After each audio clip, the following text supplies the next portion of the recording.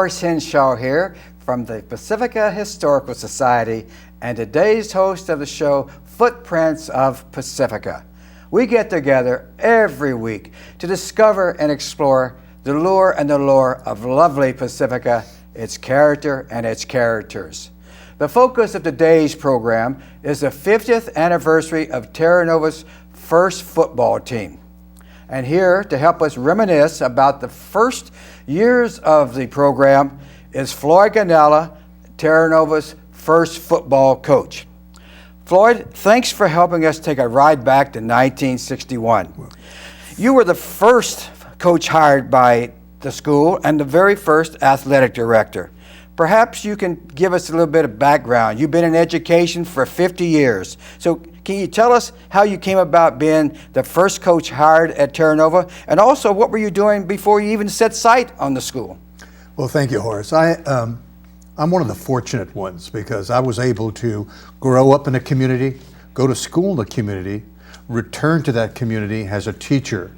And again, as I said, I'm one of the fortunate ones to be able to do that. I was born and raised in Daly City. I graduated from Jefferson High School and then went to school, San Francisco State University, and then to become a teacher. And I came back to Jefferson and Westmore to do my student teaching. And after I did my student teaching, I got my first job at Westmore High School. I taught U.S. history, physical education, and I was the assistant football coach for several years. And then, of course, the student population began to increase, and Terra Nova and Oceana were on the horizon, and I was right there ready because I wanted to be the head football coach. And so I made the application. I was fortunate to be selected as the first football coach, really, of Oceana High School. And then because of the building schedule, Terra Nova opened up first, and I became then the football coach at Terra Nova High School. And you also had other responsibilities as well. Right, I was the athletic director, and I also coached golf, and really I walked along with the kids because I didn't want to ruin their ability to play golf. And so I coached golf, had the athletic director, and did a lot of other things for the school district at that time. Also, you brought some people along with you, and I think it may be appropriate to really say who they are at that time that you hired as your first coaches there. Yes, Roger Miller was the baseball coach, Rich Burt, the basketball coach, Al Fagoni, Dennis Landerman. There was that whole group of young, eager coaches. And I think that's what made Terra Nova a real special place that first year. There was a group of young coaches who were ready to face whatever had to be faced for a brand new school, a once-in-a-lifetime experience. You mentioned some of those coaches. Some of those coaches are even into the Pacifica Sports Hall of Fame, which we're very proud of. So that's really a sort of nice history of Pacifica right there. Right. Earlier this year, Terra Nova honored many of the alumni from the past years of the Terra Nova football program at Tiger Stadium. One team that was recognized was the 1981 team, which was more commonly known as the Junkyard Dogs. Bob Lottie was the coach of that team, and many of his players and himself gathered at the Tiger Stadium to be remembered and recognized during that game. We're going to go out to Tiger Stadium, where I had the pleasure of interviewing Coach Lottie.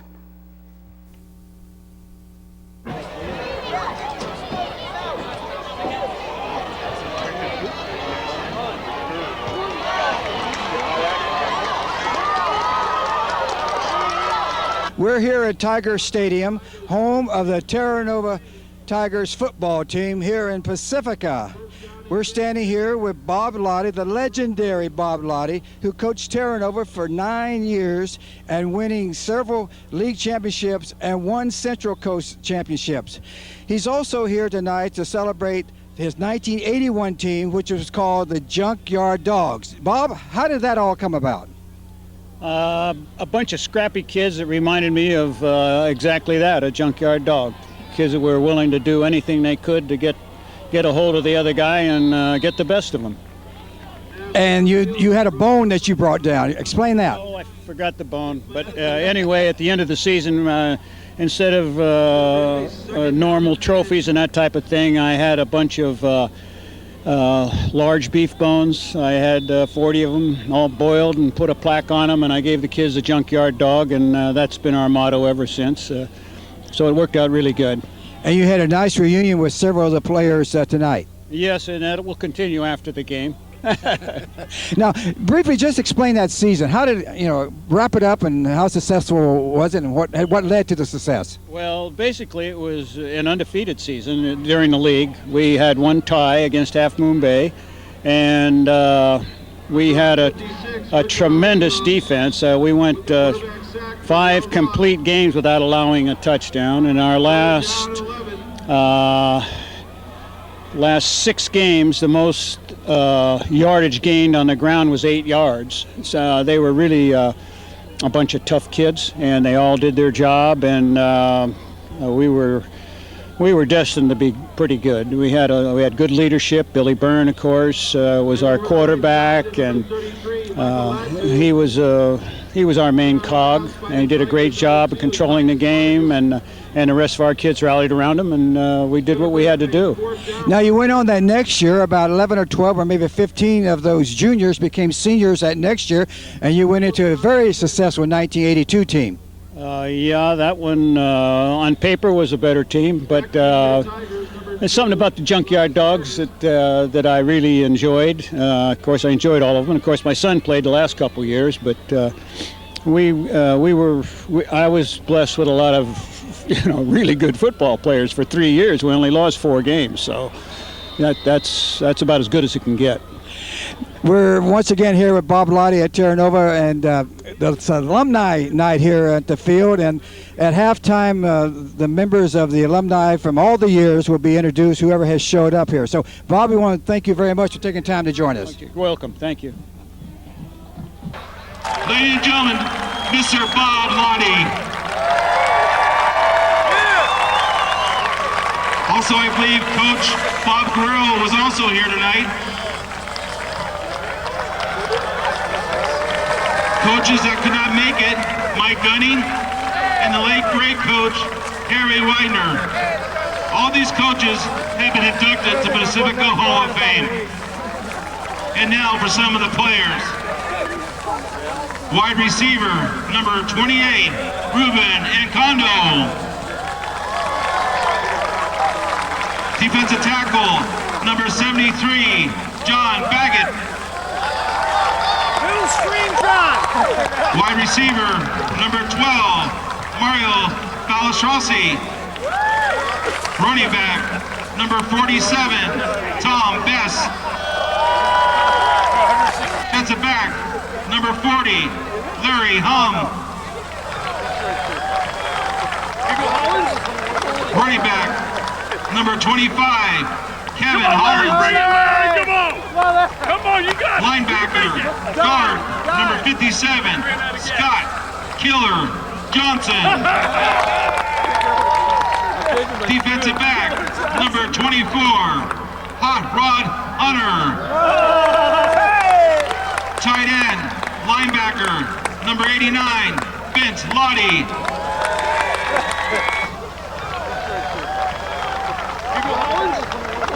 Strong safety, number 60, Chuck Mileham.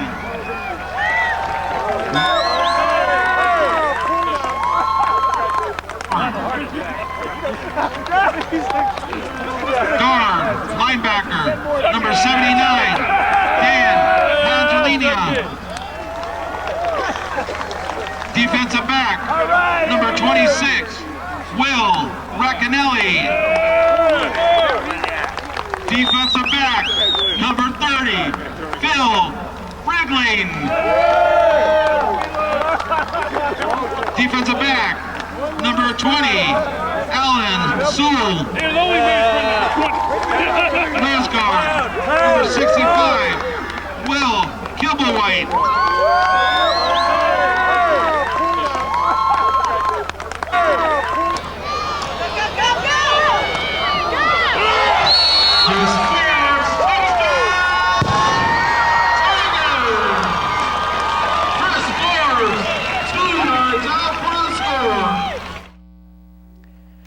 And we're back in studio here with Floyd Ganella, Terra Nova's first football coach.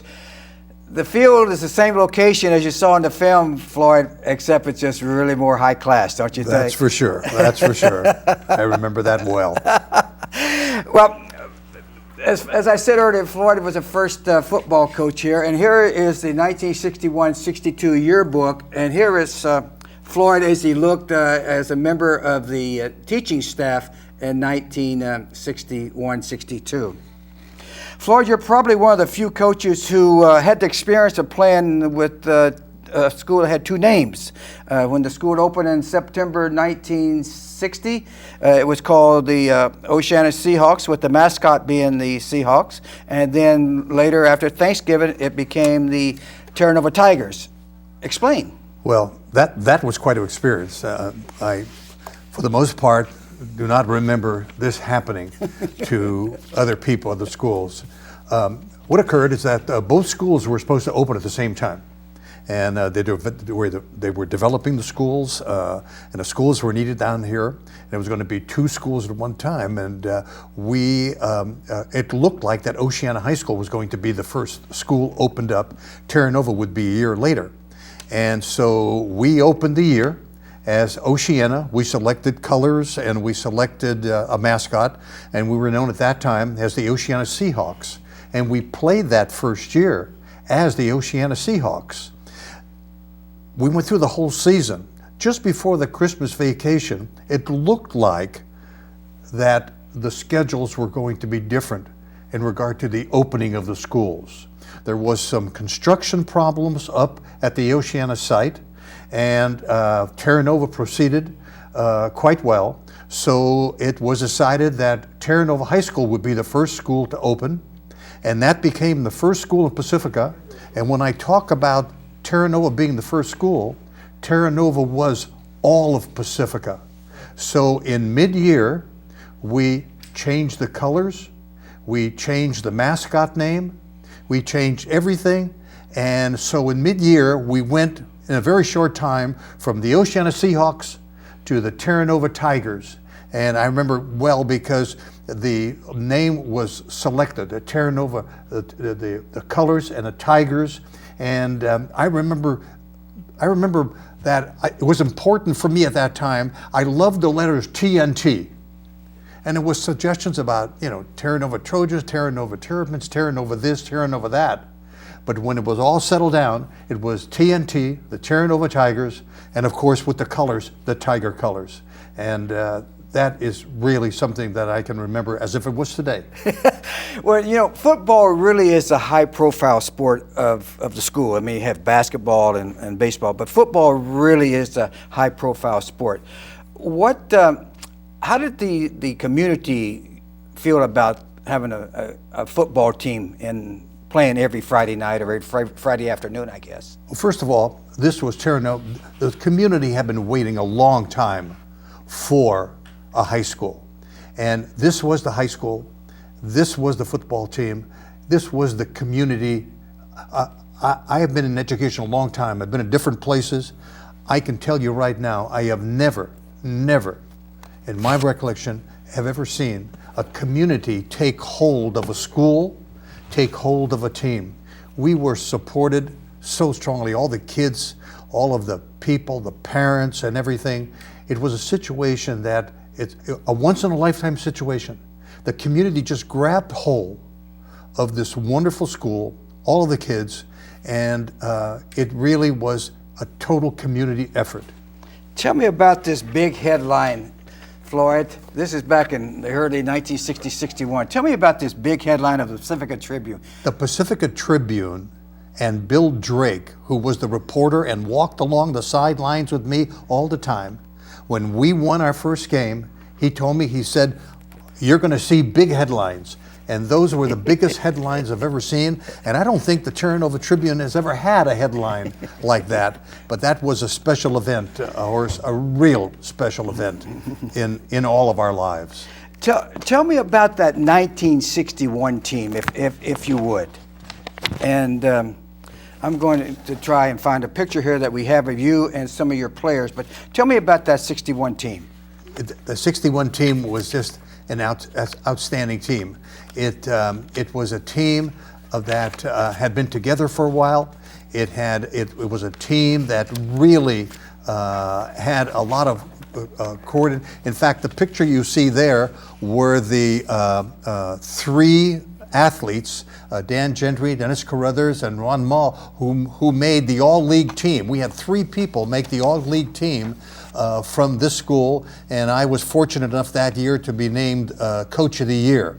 And it was a team that everybody knew each other, they played together, and it was the greatest camaraderie that you can imagine of a single team.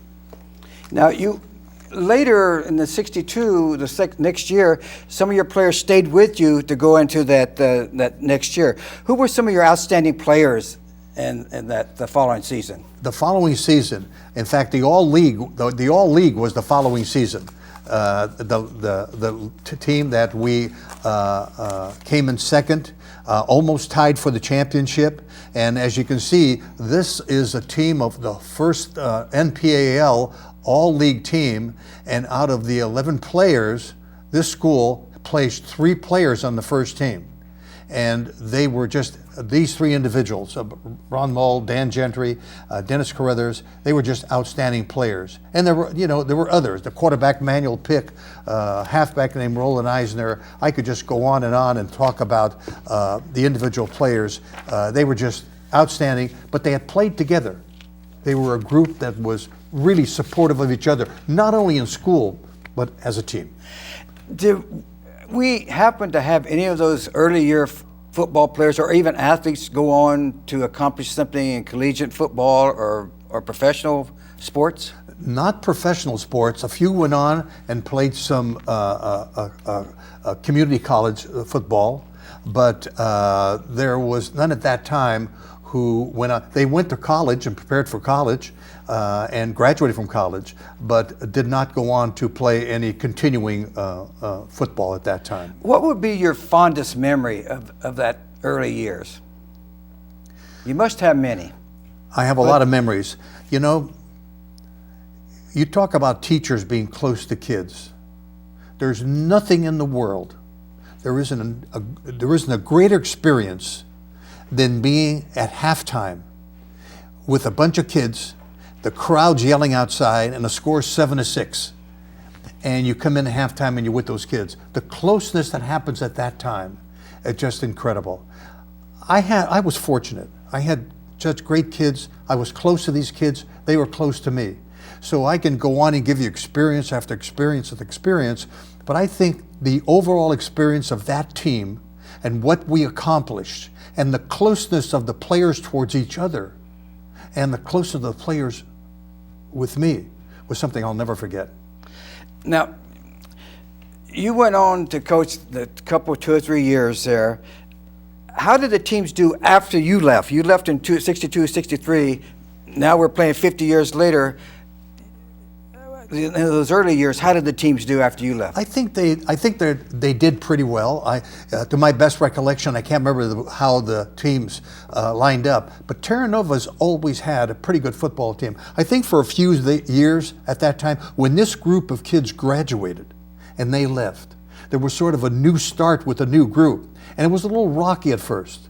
But if you go through the history of Terra Nova and the schools, outside of a few rocky years, a new school, it's always rocky with a new school. But when you have a graduating class that leaves and it's all new kids, it's difficult. But they did pretty well. Now, I said you left. Actually, you didn't leave the school. You just took another job as a member of the staff. Yes, I did. After being the football coach, a Terra Nova football coach here, I became Dean of Boys. And after Dean of Boys, I was that for 1 year, I became an assistant principal here at Terra Nova. And then I went on to become a district principal of the district continuation school, then went to the district office. And I was most fortunate in 1975, I was named superintendent of the district. And I was superintendent of the school district for 17 years. And then in 1990, I ran for San Mateo County Superintendent of Schools, and I served 3 terms. I was San Mateo County Superintendent of Schools for 12 years, And after that, I served as a superintendent for a year and a half at the Ravenswood School District in East Palo Alto. And just recently, I served as the interim superintendent of the Vallejo School District in Vallejo. And I'm still working over there as a consultant. And you got them out of bankruptcy, right? Well, not only me, it was a difficult time, but there were some great people involved in helping Vallejo get through. The community of Vallejo, in a way, is very much like I remember Daly City and Pacifica. There's a great community feeling about the schools. And I guess I've been very fortunate to have traveled that road. You mentioned about the community, and this brings up a point that we had talked about before, which might be of interest to everybody, is that first couple of years when the school was just opening, and it really was not opening the first couple of 2 weeks, and you had to take classes out of buses, and you had to have the cafeteria not open. Tell us how that experience was. Well, first of all, you have to imagine probably the best location in the world. Imagine this beautiful valley. No homes, right in the middle of the valley was this beautiful building. 2 stories at the time, was a beautiful building. But it was not, the road to the school was not completed. So we had to park our cars down at the edge of the baseball field, and we walked up to the building. All of the classes were not finalized, or the construction was not finished. So we parked buses, and we had classes in buses. And our cafeteria was not ready. And we needed a cafeteria, a lunch. So community members put together a lunch program and served the hot meals to the students for a couple of months, I would say, both to the faculty and the students. Incredible, isn't it? Oh my God. Well, now, turnover's gone on for the last 50 years, and we've had some, as you mentioned, some rich tradition of sports, and fortunately Terra Nova has been able to win a couple of what we call Central Coast Section football championships. We've had 3 of them. So there has been a lot of success in the years of Terra Nova. Going back with your years of teaching and everything, what did you really want to do when you first set out to coach this team? What was your main goal with the 61 team? I think the main goal was to bring a bunch of students together and to establish a camaraderie, to establish, if you look at the definition of the word team, the point was to develop a team where they would go forward together. That was the thing. But then, you know, we're all human. As we begin looking at the team, then we begin looking at, let's win. And so we wanted to see, not only, first of all, we were the team, and then we wanted to put together some wins, because that itself brought a lot of notoriety to our school, and most of all to our community, our parents. The stands were loaded with people and the kids and everything. So the goal was really to have a team, but really we wanted that team to win and bring some kind of notoriety to our school, to the parents, and to the community. That was important for all of us, each individual player and myself as coach. Something I bet they'll never forget. I certainly will never forget. It's been 50 years, I know, but have you ever kept in contact with any of those earlier players? Once in a while, I might see someone and talk to someone, but not on a regular basis. I've gone to a restaurant, and all of a sudden somebody will walk across, and now, you know, I remember their names. I remember names. I remember kids' faces. I remember the names of the people. Some of them were surprised. Several years ago, there was someone at a restaurant, and I called him by the name, and he goes, "You remember me, Coach?" And I said, "Certainly, I remember you." So it was. I did not have the opportunity to have a continuing relationship because a lot of them left Pacifica. Some are still here, but basically, if some of the kids we mentioned, if I saw them today, I'd know them immediately, and I call them by their name. I can tell you that today's football team, even the past several years, some of the relatives of those first players that you had, their grandchildren are playing today for the Terra Nova football team. That's incredible that you think 50 years that we still have people playing out of the same family. Horace, you really didn't have to mention that, did you? You know, I've always fudged about my age. But now when people are watching me on television and knowing I was the first football coach, it's going to be tough to fudge. Well, though, when you started coaching at 12 years of age. That's right. That's right. You're correct. Remember that? I remember you were being 12 years old and starting coaching. Yeah. No, it's really, when you think about, well, in my teaching career, you think about someone's going to teach a son or a daughter, but when you start dealing with grandkids, that's something really special.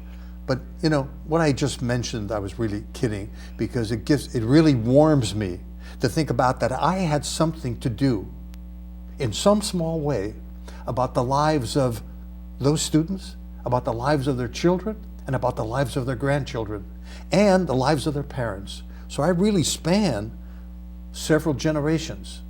That's something that I will never forget as an individual.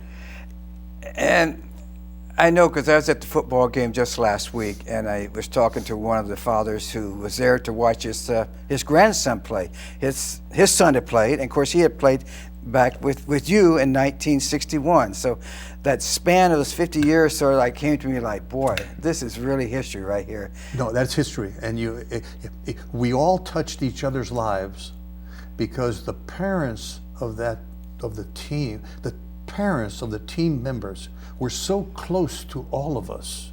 They were there at the games, they were there all the time. So when you think about the parents, the kids, the sons and the grandsons, that span of generation is something that very few people ever get to experience. And of course, being in a new school, a new situation, I had that good fortune. It's something you always look back on now and remember that too. That's really, really something. Well, we've come to the close of our program here, and I think what we want to leave with the audience here is just how important it is to have a high school in your community from the ground up, and you were one of the first people that really had a part of that. So that's remarkable. And it's important. A community, it's important for a community to have a school. And a high school is sort of it's like a high school is a small community within a community.